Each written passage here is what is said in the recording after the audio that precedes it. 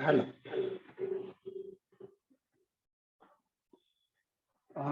यहाँ पर हमने एक स्ट्रेटेजी बनाई है पेनी स्टॉक के लिए।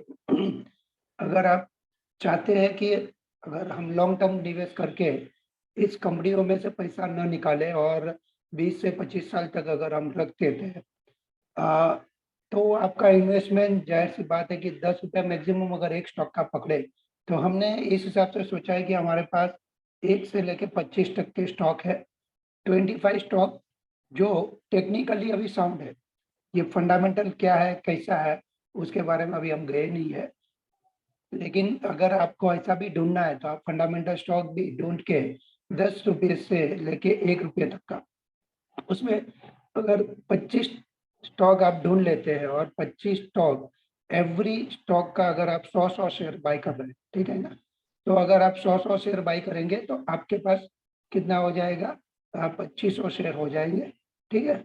तो 2500 शेयर आपका, अगर हम बात करें तो 2500 शेयर का कितना रुपया लगेगा। 25 share, 25 company into 100 share, 2500 into maximum 10 rupees. ठीक है। तो आपका मैक्सिमम इन्वेस्टमेंट 25,000 होगा। ठीक है। Into 10 rupees. तो इन्वेस्टमेंट जो है आपका, इन्वेस्टमेंट वो हो जाएगा मैक्सिमम 25,000 रुपीज। अब इस 25,000 रुपीज अगर शेयर मार्केट में आए हैं और अगर कुछ इसका स्ट्रेटेजी बनाने के लिए सोच रहे हैं, तो सिंपल वे में स्ट्रेटेजी है कि ये जो सारी कंपनियां हैं जिसका 1 रुपये से लेके प्राइस मैक्सिमम मैक्सिमम 10 रुपया तक हमने ढूंढा है, तो ये सारी कंपनियां आपको निवेश करना है 100 से, और कम से कम उसको 10 से 25 साल तक भूल जाना है। और उस 25,000 को जीरो या हीरो की तौर पे आप इन्वेस्ट करके भूल जाओ।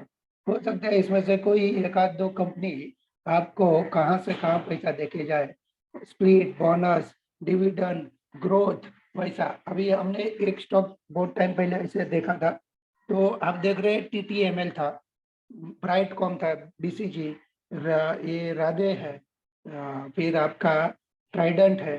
तो इस टाइप के बहुत सारे स्टॉक जो आपको कम रेट में मिल रहे थे और आज अनाप शनाप प्राइस चल रहे। तो इसकी वजह से अगर आप आज की तारीख में अगर निवेश करना चाहते हैं तो ये सारे स्टॉक हमने टेक्निकली ढूंढे हैं, कोई फंडामेंटल इसका बात नहीं किया है। अगर आपको लगे तो आप इसमें निवेश कर सकते हो।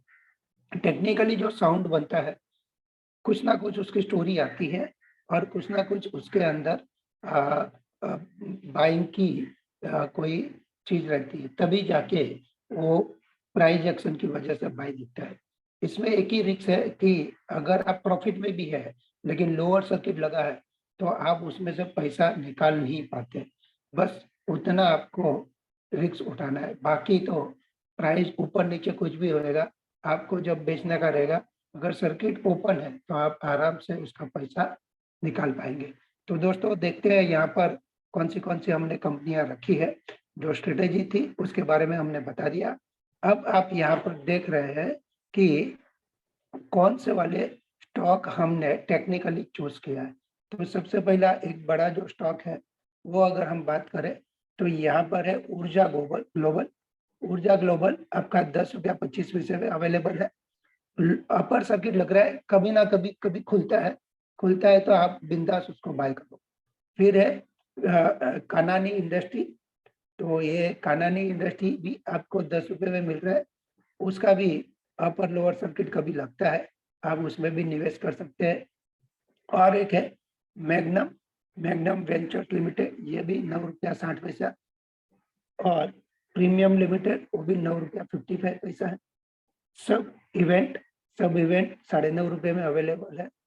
सुमित इंडस्ट्री 9 रुपया 20 पैसे में।